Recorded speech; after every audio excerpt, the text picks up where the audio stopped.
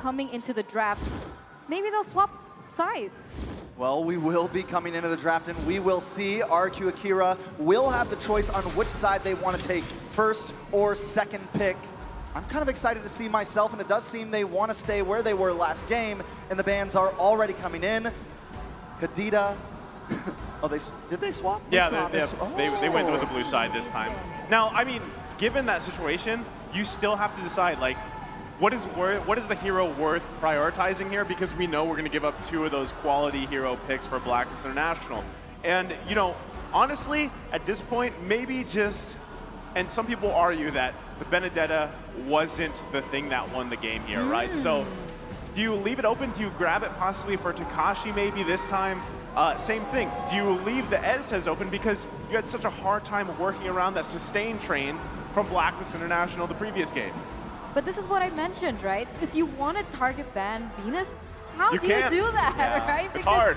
Venus's hero pool is insane. You ban out the Estes, you get the Matilda. You ban the Matilda, you get the Estes. But here we see that RRQ Akira, they're going to start the respect ban here. So they don't want to take it themselves, even though they have first pick. But they also don't want that to fall into the hands of Blacklist. Most definitely, there are still a lot of things open on the board. You still have the Glue, you still have the Kaja, you still have a lot of options to go. Now, I feel like when you're first pick, first ban, I like target bans, right? Because you leave some things open for yourself, but you don't want to leave too much open because we know Blacklist can answer back with 2 of their own. Now, I would argue honestly that yes, the Mastermind did come a bit into the draft last game, but it was also some of the shot calling during game, taking that early pick to make sure Edward could be proactive on the map in the EXP lane, and it just seemed like every time RRQ tried to make a tempo of their own going into the gold lane, trying to make ganks, they could not succeed. Now,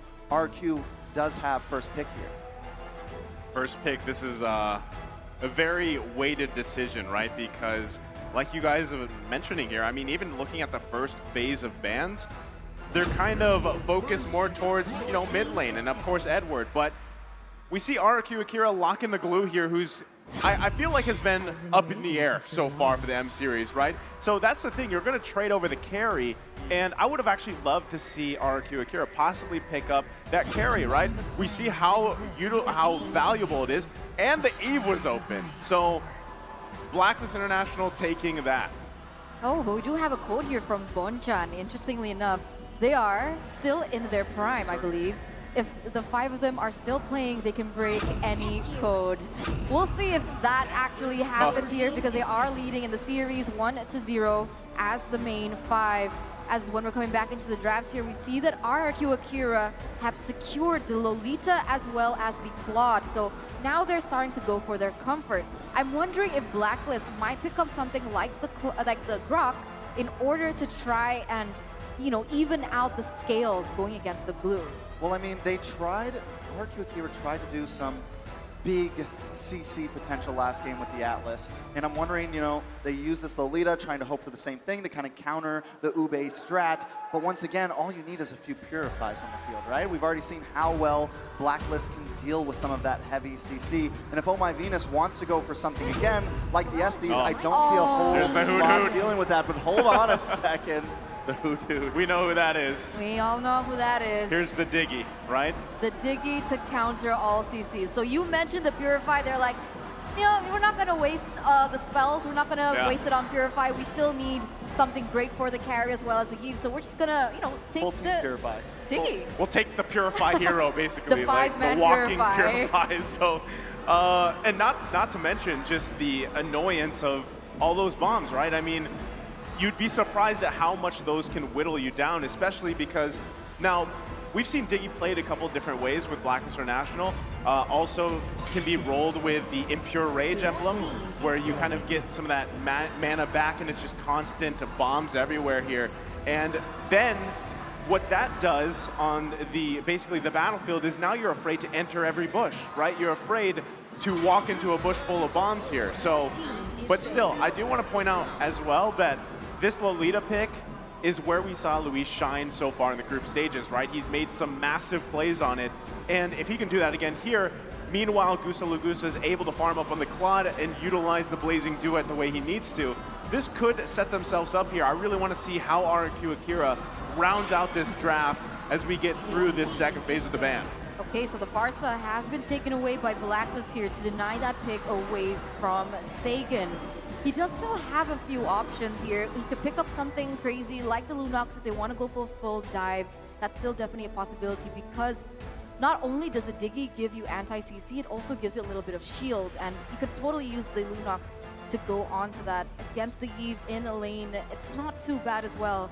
But RRQ Akira, they do have the next ban.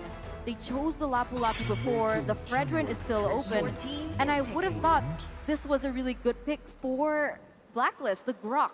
The Grok to be able to sustain in that lane, balance that lane against the Glue, even though Glue has been a quote-unquote OP hero in this meta. You know, my thing for right now for RRQ Akira is we know that the CC is no longer going to work, right? So do we kind of just go into something very damagey? Last time, when they really relied heavily on trying to lock up Blacklist, they just weren't able to. So maybe, you know, the Farza would have been a good choice, right? Heavy damage, but now they need something else. They need possibly, you know, something spicy like a Gushin or a Harith. I mean, of course, we haven't seen those in the mid, but something bursty, right? Wow. But the Kaja still CC. Paquito. Edward, is this Edward Balboa? I mean, now here's the Edward thing. Yeah, he has many signature names, right? But I want to go back to your point real quick, Trex. You could go with that bursty options for RRQ Akira. It would be great because your question was, how do you deal with that, you know, the time journey from the Diggy pick, the cleanse? You burst it down so you get it out early on, and then you have that advantage. Okay, here we go. Damage. This is exactly what you were talking about. The Leo Mord is locked in here. That's going to be going in the jungle here. Burst is there, right? Question is he going to be rolling with the killing spree? And then Lilia as well. Very reliable, does a lot of damage, has really good laning phase as well. I think we've talked about this before, that the Lilia is so good because not only is she able to use the Black Shoots to get out of sticky situations, she's also able to deal out so much burst damage even in the early game before the Eve even gets that power moment, right? So the problem is with the Leomord that I usually see is the fact that the Leomord really needs to snowball from that early game. Now, Blacklist, they are known to be aggressive if it needs to be, and this last pick is going to determine the gameplay that they're going for. So the Fredrin last pick here. Now, so with that Fredrin and the Diggy, I don't know if they're going to be able to push into the enemy jungle, at least not unless King can get a nice power spike. As you said, maybe snowball a little bit. But I do think that they should be able to lane pretty fast, especially with the Lilia. Maybe finally create a tempo and actually succeed in some of those gold lane ganks, right? With the Lilia, you're able to get under those towers, you're able to be hyper aggressive, and that's what I think RRQ Akira wants to bring. It's what they tried to bring in game one, they were not able to succeed, and I think they can bring it into game two. Now, Blacklist, on the other hand, once again, we know that they are so good at just defending, so good at letting you think you have it and then striking back.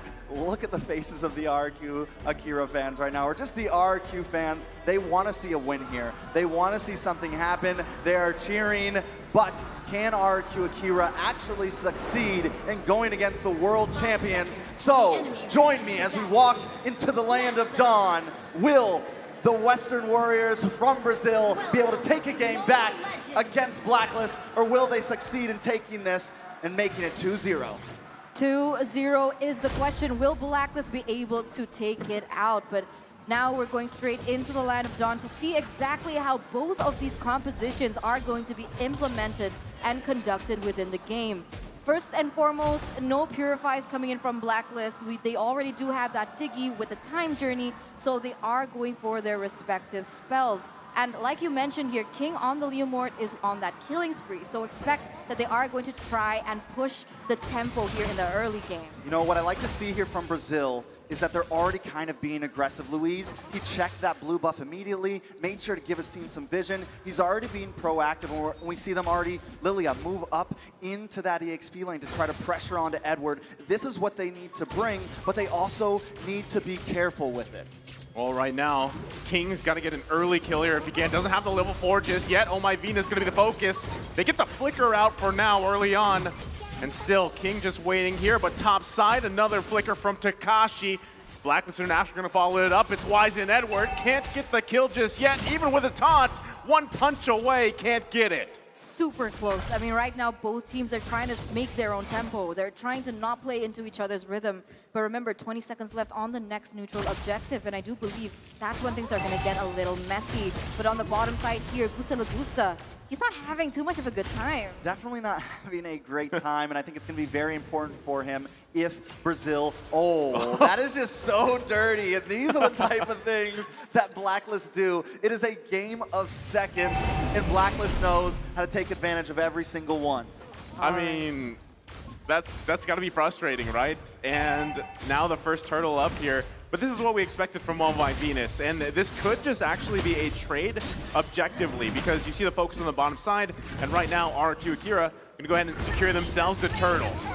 That is the first turtle right there that they have secured, but wait a second. Luis going to charge up, can't get away from the real-world manipulation. Haji able to grab the kill. Saigon now a little bit late to the party. Able to poke down. Black Shoes committed, but no one goes down for Blacklist. All right, so they've already secured a neutral objective, but they do get a utility in return. But now we're going to take a look at the items here in the 2nd to the 3rd minute. Nothing too fancy just yet, although we do see that OHEB has already secured that Corrosion Scythe. So expect the damage starting to come through with the attack speed as well, and of course the adaptive damage from the Swift Crossbow. Whereas on the other side, Claude, he hasn't been able to get even his first item, so he is a little bit ahead. And it's the impact from the aggression has started to show. Oh, that's tough, right? King looking for these kills early on is something that he really needs, especially on this Leomord pick. If he's able to get those with the killing spree, the burst damage will be there. But you can see, Blacklist International knows that. They disengage right away. They have the information. King doesn't have the ultimate currently.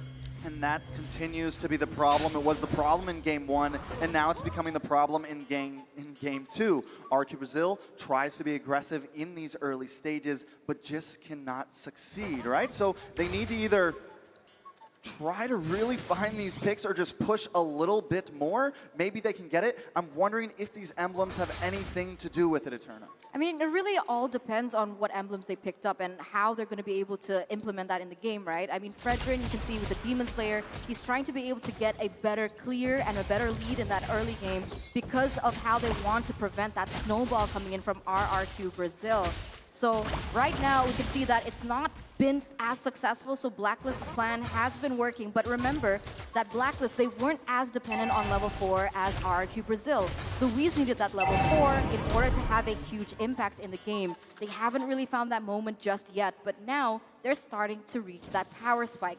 We'll see if they're going to be able to implement that game properly now as we are entering that 4th minute. Man, oh man, I feel so bad for Gusta right now. They're just continuing to harass him, having such a tough time. One thing we can say is Takashi doing a little bit well, but it does seem like we're going to have a brawl down in the turtle pit. Turtle going to be at half health here. Wise trying to get in position for the retreat. Takashi trying to zone him out with split. King still working on it. Time Journey committed too. Oh. Wise goes in, grabs the turtle away, and now it's a full-on fight here in the river. King grabbing a kill on Wise as he falls. Takashi to flicker around, but look at the damage from OHEB. Able to pick up a kill for himself. It's a trade again. Beautiful steal coming in from Blacklist. Their initial lead now circling to a 1,300k lead. And it makes sense, right? I mean, Wise is level 8 compared to King, who is still level 7. So automatically, he does have that favorable trade when it comes down to those steals. Whereas you can see, even though Diggy being the roamer, he's still building damage. So even if RRQ Brazil, they want to go for a setup, one of the main weaknesses of that is that they are going to be poked down before RRQ Akira can even get a good Numenon Blast. I think the fact that that Venus is building the damage is what's really, but wait a second, possible conceal play. They should be able to take that tower, which is very helpful, right? This is going to give Gusta a little bit of movement around the map, and it's actually the first big win for RRQ Brazil at the 5-minute mark of the game. Yes, they are behind in gold, but at least they're still claiming some things on the map now. Gusta, #1 highest in average turret damage and #1 average in hero damage. Well, again, Blacklist International going to retreat here. Numenon Blast not going to connect. Time's already committed, though. Takashi getting poked a little bit, but this seems to be the trend. All the ultimates thrown at Blacklist International, and they just pop the Time's Journey. They disengage from there. What's going on, right? I mean, Oh man, like Luis with the Numeron Blast, it usually hits and it usually creates a big moment, but why is it that up until this moment, even if the time journey doesn't get popped off, it doesn't seem we've seen that impact yet? Most definitely. I mean, we definitely haven't seen a huge impact, but I will say that the gold lead isn't escaping from RRQ Brazil right now, and there is still some definite opportunity, and because I think they have some of the damage, and Blacklist isn't like forcing it in like last game. They're not so far ahead, but maybe that can change with this turtle. Well, there's going to be fighting for it again. Last not going to connect. It's King that takes out Wise and grabs the turtle as they find another kill. It's Oh My Venus that falls. The double kill from King. The snowball has started. Finally, in game 2, Brazil is taking a lead here. Well, at least it is middled out. We can't quite say it's a snowball, but with King being 3-0 and 0, that is big. Yeah, it's on the right foot, right? That's what we want to see coming in from RRQ Brazil. You're right, maybe the snowballing hasn't really, it's not there just yet. I mean, we're already in the 7th minute and the lead is near to 0, but they're going in the right direction.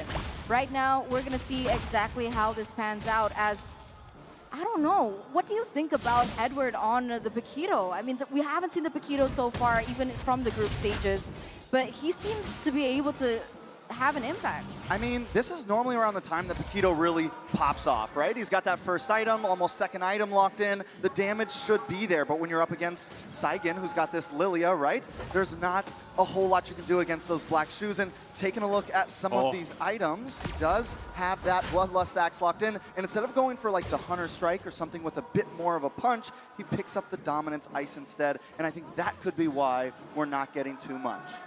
That's crazy, right? Even looking at this, there's only pretty much 2 items here for Haji, and the amount of damage he did to Gusta Lagusta just a little bit ago is pretty scary, and that's something that RRQ Akira has to be conscious of, right? They've got to work around this. Yes, they have a very minuscule gold lead in their favor. They're still in a good position to actually fight this first Lord of the game if they can pull it off. They've really got to just give it their all, but if we're looking at the previous skirmishes and fights, the disengages are so strong from Black International. Looks like King wants to go in. They get the times journey out. That's going to be a big win for them. Lord coming up in just a couple seconds here. RRQ Akira in a good position. Edward now trying to help out, defend the middle lane, holding on to tier 1, taking quite a bit of damage, has to flicker out. Can't get the kill though. He's going to survive for now. Lord is out now up. Does RRQ Akira actually decide to focus on it? They still hold on to the tier 1 at the top. Yeah, Edward was forced to retreat at this point, and that means that RRQ Brazil, they're going to have the better setup in the Lord unless they try and prolong and look for a better way to go about this. You can see, Numeron Blast. Oh, he goes in with the flicker, finds Wise here. They don't have the follow-up damage. Saigen goes down from Haji. It's a missed call here. RRQ Akira now down 1 member. Yeah, Blacklist International not going to focus just yet. Saigen getting a little bit caught off guard. Yes, they have the lead, but they still need to keep it tight against a team like Blacklist. But still, I mean, it's only a 200 gold lead, but we got to look at the map right now. Brazil holding a huge lead in territory, taking away 4 towers already from Blacklist, but now we do see some action in the Lord Pit. Oh, Takashi gonna get all the ultimates. There's the time journey too. He's gonna fall. Lord's still gonna be up though. Luis gonna go in, give him the call to go. King now on the focus here for Edward. Numeron Blast to land. It's Gusta Lagusta that goes down. Into the wheel mode manipulation they go. Another member zoned out here from Haji. He's on the killing spree. The 3-for-2 trade. And that's not a good trade for RRQ Brazil. I don't know what's going on, but every time they go in for this team fights, it doesn't seem like they're synchronized, right? They're going down 1 by 1, and that's exactly how Blacklist wants you to play. And in return, the early lead that they already had in their grasp has now been shaken back onto Blacklist as the gold is as equal as ever. And right now, it's going to be even more difficult, even though that Gusta Lagusta has started to reach that power spike, right? We see the golden staff coming through. The attack speed is going to start to show with the DH as well. He's going to be able to chunk members like Edward as well as Wise, who is prioritizing these sustain items. Yeah, I think that's the thing that we were all sleeping on, right? OHEP. And when Oheb gets to just farm for free, it becomes a problem, especially when it's a carry. And in these fights, as long as Blacklist can make them last a little bit, Oheb is going to continue to melt down everybody. Not to mention, he's got that wind of nature, but... Oh, they're going to go into the mid lane. Takashi, they get the flicker out and the times journey from Oh My Venus. He's going to flicker himself. Gusta Lagusa still waiting around the Lord Pit here. They're going to disengage. Look again at the ultimates committed. Blacklist International playing that disciplined game now as they get in position to contest the Lord here. Takashi goes in with the split. It's going to be looking for Oheb. Can he grab him backside? It goes down again. Oh. Edward off-cam kill here. Numerum Blast finding Wise. Oh My Venus to fall. They find another kill here. Oheb going down to King again with a double kill. Just when it looks like Brazil is pushed back, they do come in for themselves, but wait a second. They're still going to be going 2-on-2 on the top side. Here comes Takashi as well. King falls. Haji now joining the party, pushing him back with rear world manipulation. Takashi still on the hunt, gets the kill, punishing Wise, looking for another. Does he have enough? It's Edward Balboa. Immortality going to be popped the split as well. As he escapes, Takashi stays alive. Takashi, the Astro Thunder, definitely doing a wonderful job right now. Just when the game seems to be out of grasp, Takashi helps picks up these pieces. King did a wonderful job as well, though he did fall there. But I gotta say right now, I'm feeling like this match could go either way. I mean, it is tie in the gold. Brazil does hold a small lead. How you feeling about this, Eterna? Honestly, King has been doing wonders as well, right? Because he's been able to dish out that initial damage. Even though he has been taken down twice, he is still able to set that momentum for RRQ Brazil to start rolling, right? He opens up, he initiates, and he allows that damage coming in from Gusta Lagusta to be more impactful. Now, both teams are going to start centering around the next neutral objective, which is this Enhanced Lord. Who will have the better setup, realizing that RRQ Brazil, they have a lot more CC to play with? You know, one thing I want to point out, this glue, right? We were wondering about a possible answer, and I feel like the glue, though they're not going to be able to get it every single time, is kind of that cause disruption in the back line without relying on CC. So let's see if they can pull something off here. Well, they're going to battle out here for the Lord as they both poke away. Already getting the black shoes out from Saigon. Conceal play coming out from King. They're going to call it off. They know they're down. The disadvantage here, Edward, though, doing work, cutting the wave, trying his best. And it's just so hard for RRQ Akira to decide if they should go for this or not. Seems like they're scared. And the one thing that I noticed is that Wise is actually a level below King, which was previously reversed. So somehow King starts to go on top, and maybe perhaps Blacklist realizes this, and therefore they don't want to fully commit onto it because they know that they are going to lose that red tree battle. But Edward here in the backside. I mean, the way Edward does this, and this is what I mean by proactiveness, but hold on. Oh, they're going to be going again. Here it is. Wise quite low here. Haji looking for a setup. Oh My Venus with the times journey out. Edward in the backside, focusing on King. Can't get it. Has to get out of dodge himself with the up here on Takashi. Looking for Wise. Gusta Lagusta with the follow-up, but now he gets caught here. Able to survive as well. And still, no one able to secure this Lord as everybody unleashing here in the river. Edward still waiting patiently. Who wants to go for this? Also, RRQ Akira holding on to their tier 1 turret. I mean, honestly, I got to give that to Edward right there. He's just playing such a great game. Had a bit of a slow start, but now he is definitely coming in. Even though the Retribution is taken out along with Wise from Blacklist, Brazil still plays it safe. They don't want to force this. They know who they're up against here. It is not going to be easy, but still, definitely one of the greatest games I've watched tonight.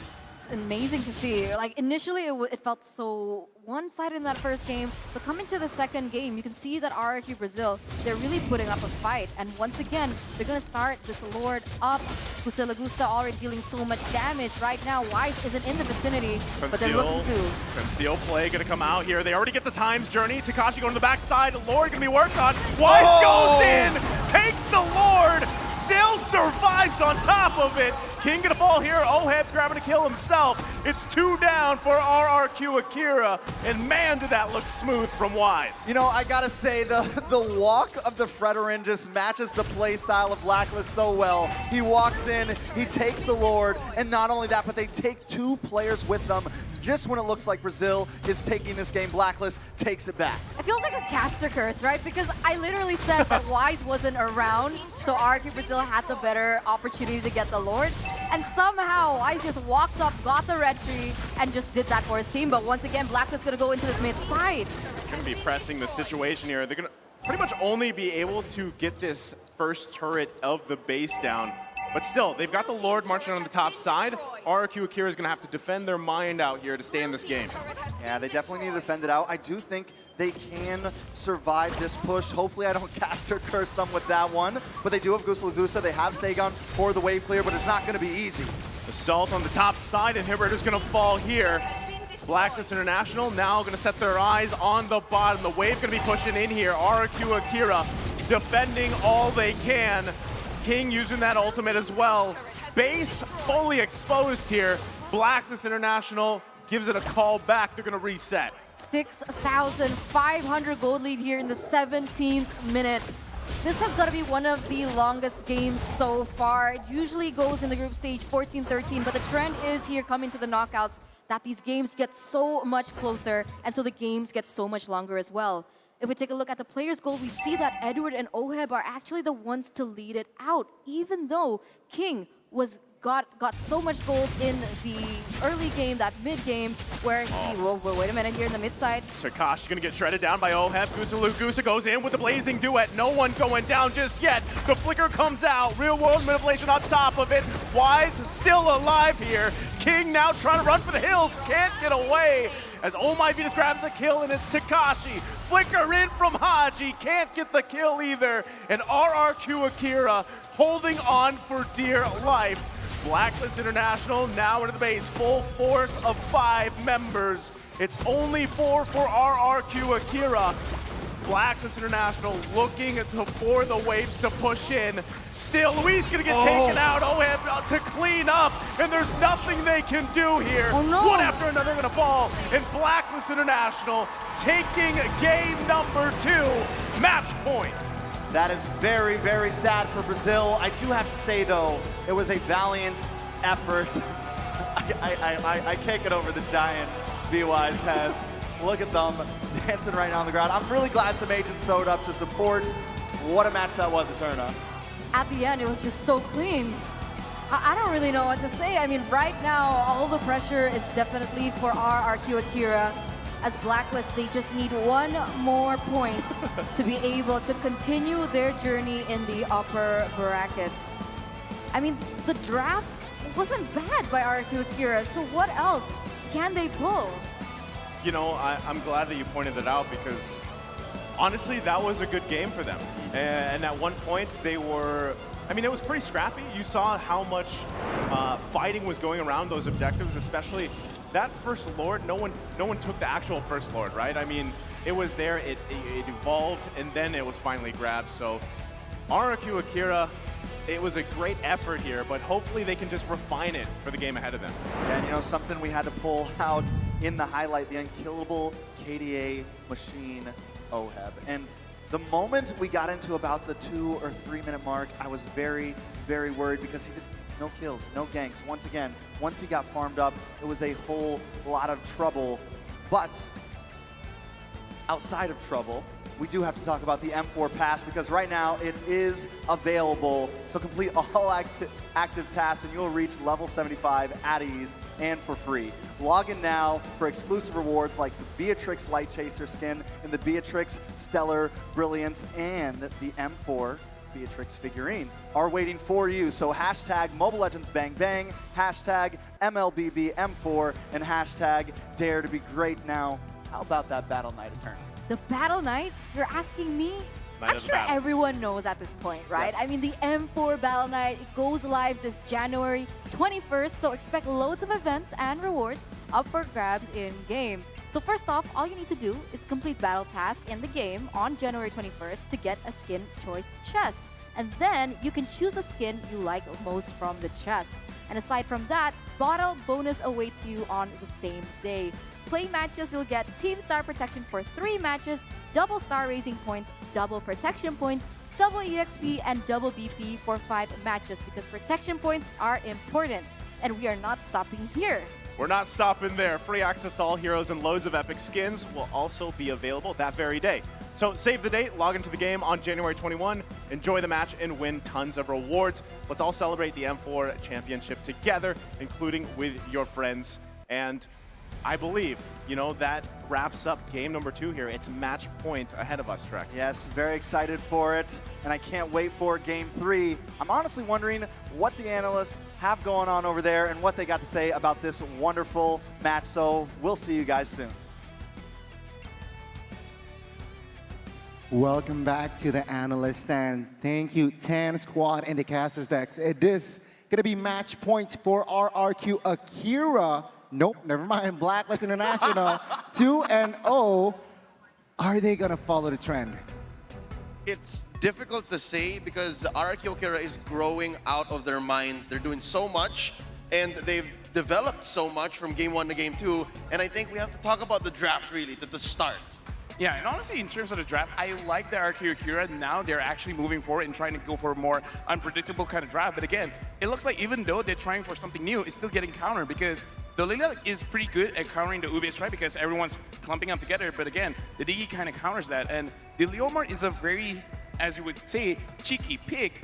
But an Eve is actually kind of strong going up against the Leomar because once you're in the real manipulation, you're getting slow, you're getting a lot of damage. And that introduces the aspect of boxes, right? The box that RRQ Akira tried to set up in the first half was actually very strong. They picked up the Lolita, put it on Luis, and they were off to the races. But here I'd like to focus more on Blacklist's second half because they actually put an old hero back into the hands of Agent Zero, that Paquito, which was supposed to hunt down for that Claude, look for Gusta La Gusta, and even fix things up for RRQ Akira so that Blacks International could get eventually where they need to be. So draft-wise, it's just, well, similar to game 1, where honestly, Akira got out-drafted. But let's take a look at the items here. Leomar, let's talk about a little bit on that. Yeah, looking at Leomar, it kind of doesn't have a choice, but the start of the game, he focuses on the penetration, tries to get those items, but I kind of feel like in this situation, maybe it's a little bit better if he builds a radiant armor first because it really doesn't matter how much damage you can output if you die very, very quickly because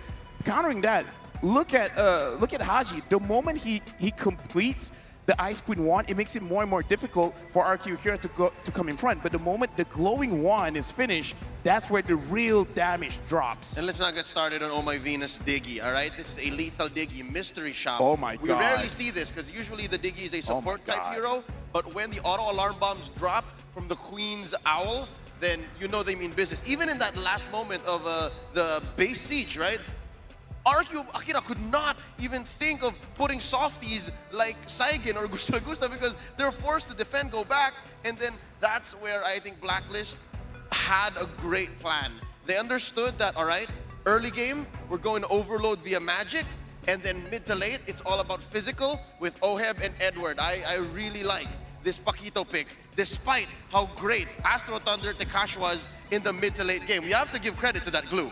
Yeah, I mean, glue was a factor, but I really am curious to see the damage from Oh My Venus because he was building a violent Diggy, and there you go, the damage is quite far, but Gusta La Gusta seems to be the carry still.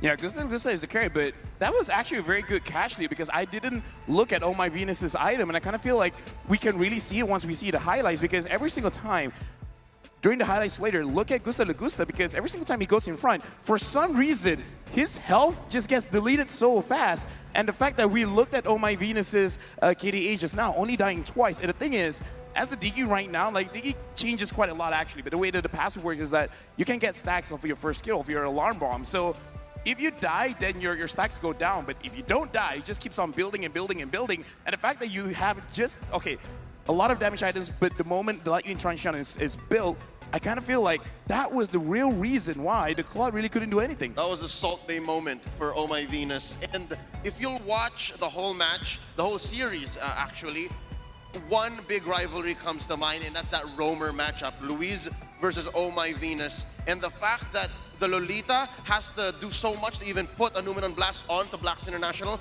because of the time's journey, that gives the Queen all the more a victory. But on that note, let's take a look at the MVP. Who's gonna take it? Because it will be Haji, the KDA machine, G307. He was unstoppable.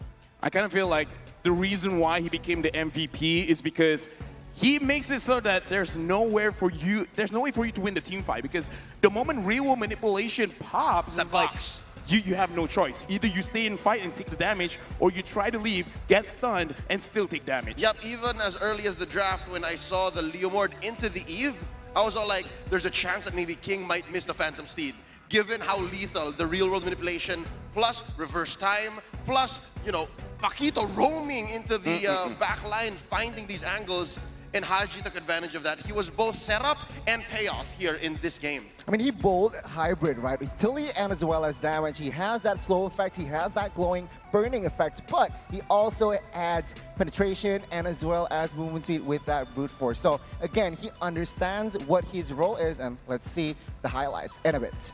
Not just that, cooldown. Cooldown is now on brute force. Cooldown is important, and the thing is, I like the way that we're looking at Eves right now, because the change of the brute force breastplate is something that they already built before for that added sustain. Yeah. But having cooldown now is amazing. Looking at Haji's heat map for the first 5 seconds of the game to the 5 minutes, 5 seconds of the game, the way they're roaming around is, of course, you gotta stay mid, grab your minions, but also controlling the river side. And this is probably like the biggest strength of an Eve. If you walk up into the river, Eve will almost 100% outrange you. And the thing is, the range is wide. The real manipulation coming in from Haji, it's difficult to hit the damage coming from the Eve, because you got to be very, very precise in where you place your attacks. And the thing is, Haji's attacks, it doesn't even feel like meteors anymore. It feels like straight up planets. Yep, nukes. Mars coming down, Venus coming down, the moon, the sun, whatever is there. Pluto, for the most part. Yeah, something to note. That's still a planet, right? It's a planet. It's a planet. Still, something to note here, the fact that in the first 5 minutes, there is that one point where Haji actually crosses into the back of the tier 1 to help get the kill on Gusta La Gusta. And something we noted, you'll see here in the highlights, Blacklist International has so much respect for Astro Thunder that there's a lot of focus on the XP lane, and I guess that's where Haji saw his opening. He's like, all right, how about I juke out and scare Gusta La Gusta, get a kill on him, and then I guess that was a start for RRQ Akira as well. I mean, again, take a look at his positioning. He's just so safe. He knows when to pop out that real-world manipulation. And again, giving maximum damage, utility, and it's just rinse and repeat for side of Blacklist. It is in this game, in this particular highlight, we see Takashi doing really, really well, and King looks like he has the damage, but look at Gusta La Gusta. He has a lot of HP. Look at Luis. He's a tank, and he took that much damage from the alarm bomb. I feel very bad because Gusta La Gusta, like, his HP goes down so fast, like, it really isn't fair for him in this game. Essentially what happens between the interaction of Haji and Oh My Venus on the Diggy is double jeopardy. He sets up a box, if you stay in it, you're dead. If you move out of it, the auto alarm bombs chase you, and you're still dead. So now that makes me wonder, I think we have to start